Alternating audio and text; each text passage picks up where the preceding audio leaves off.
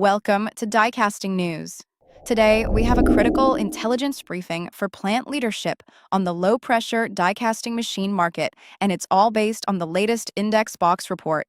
So, is your plant ready? Because the entire low-pressure die-casting market is being completely reshaped by one massive force. And honestly, how your plant responds is going to define its future. Let's break down what you absolutely need to know, starting right now.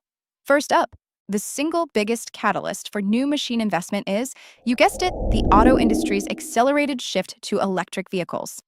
You see, electric vehicles require these large, complex, and super high integrity aluminum castings to offset all that heavy battery weight. OEMs are demanding leak-tight battery housings and strong structural parts like shock towers and subframes. The high-quality, low-porosity output of low-pressure die casting makes it the perfect process for these critical components. Next, let's look at who is actually building these machines. The global competitive landscape is changing, and it is changing fast. This presents a really clear strategic choice for foundries. On one side, you have the established leaders from Europe and Japan, competing on cutting-edge technology and, of course, reliability. But on the other side, rising competitors from China are competing aggressively on price while rapidly closing that technology gap.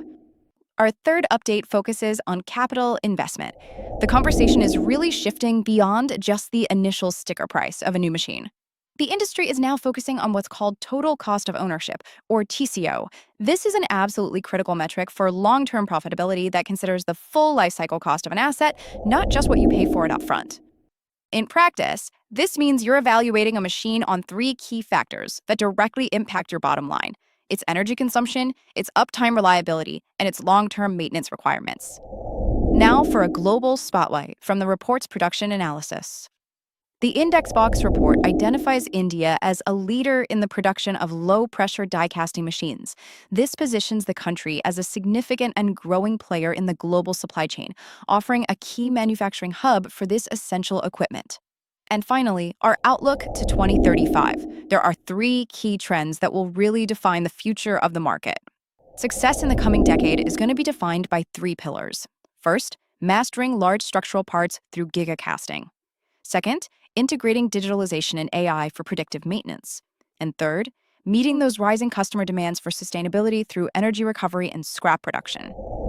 So, to recap, EV demand is driving the market, the global supply base is shifting, and the focus is moving from purchase price to total cost of ownership.